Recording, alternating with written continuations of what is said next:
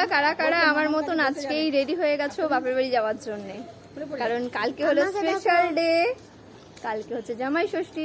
তো আজকে বিকালে আমরা কিন্তু রেডি। আমার ছেলেকে পুরো ঢেকে দিয়েছে, বলছে মামা আমাকে পুরো ঢেকে দিয়েছে, এমনির মধ্যখানে বসবে দেখো না, হেলমেট চশমা মাস্ক, এখন মাস্কটা সত্যি খুব দরকার।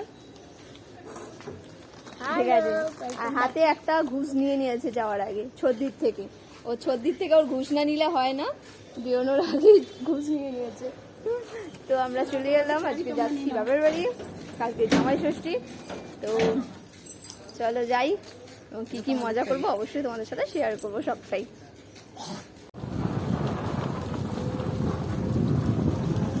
অনেকটাই রাস্তা, অনেকটাই দূর, তার জন্য বাবুকেও আজকে হেলমেটটা পরিয়ে নিলাম, কারণ এখনও 5 বছরের ওপরে হয়ে গেছে, সেই কারণে রিস্ক নিলাম না।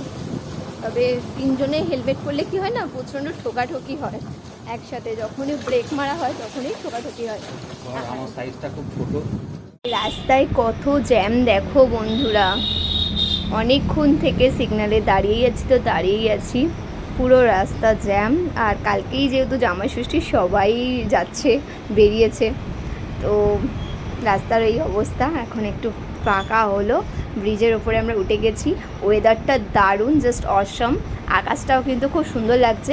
খালি ঈশ্বরকে ডাকছি বৃষ্টিটা যেন না হয়, কারণ বৃষ্টিটা হলে না রাস্তা অনেক স্লিপি হয়ে যায়, তখন কিন্তু গাড়ি চালাতে গেলে অনেকটাই অসুবিধা হয়, যেহেতু সঙ্গে বাচ্চা আছে সেই কারণে। কিন্তু এরকম ওয়েদার থাকলে কোনো সমস্যা নেই, কি বন্ধুরা, তাই না? গরমকালের এই হাওয়াটাই কিন্তু দারুণ লাগে যখন গাড়ি চলে। আর আমার না যখন ব্রিজে ওঠে বা ব্রিজ থেকে যখন নামে তখন কিন্তু আমার খুব ভালো লাগে। তো আমরা কিন্তু দেখতেই পাচ্ছ ব্রিজে উঠবো এবার, আর দ্বিতীয় হুগলি সেতু কিন্তু দেখা যাচ্ছে অলরেডি, তো আমরা কিন্তু ব্রিজে উঠে পড়েছি। আর দ্বিতীয় হুগলি সেতু কারটা ভালো লাগে বন্ধুরা, তাই না? আর আমার বাড়ি যেতে হলে কিন্তু দ্বিতীয় হুগলি সেতু হয়েই আমরা যাই। ফাইনালি কিন্তু উঠে পড়েছি, জাস্ট ভিউটা দেখো বন্ধুরা, দারুণ লাগছে।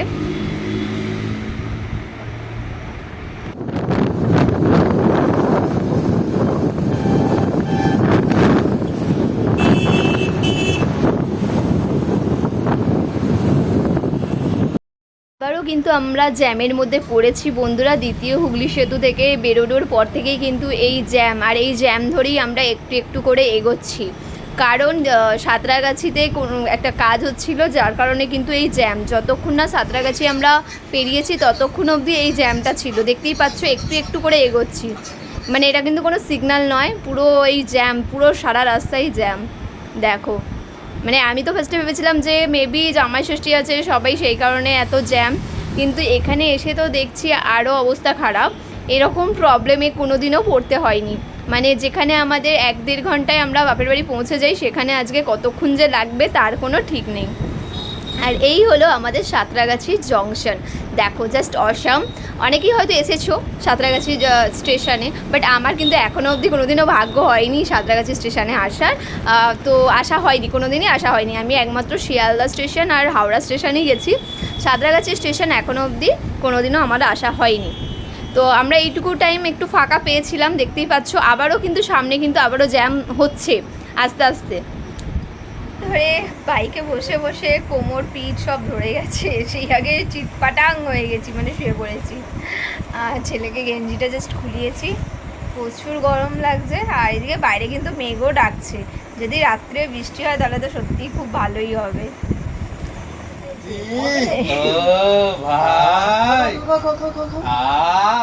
এখন এখানে কোল্ড ড্রিঙ্ক নিয়ে এসে খাওয়াচ্ছে, আর আমার ছেলেকে রাগানো।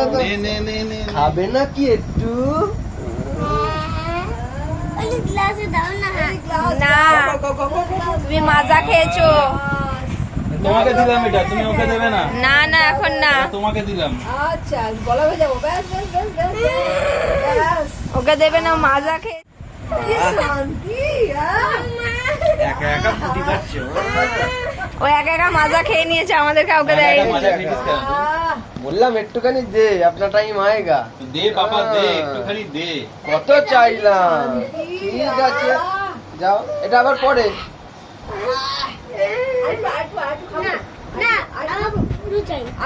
পুরো আবার পুরো নেবে। আমার পা ভেঙে দিল। অনেকটা আছে, অনেকটা আছে, কয় দেখি? অনেকটা আছে। কাশি হবে, ঠিক হয়েছে, খেয়ে নে ভাই, ঠিক হয়েছে, ঠিক হয়েছে। নে, মামাই খেয়ে নিয়েছে। মা ভাগ্নের এই ছোট্ট দুষ্টুমিটা কেমন লাগলো তোমাদের অবশ্যই কমেন্টে জানাতে ভুলো না। ভালো লাগলে লাইক শেয়ার করে দিও। আজকের মতন জানাই টাটা, গুড নাইট।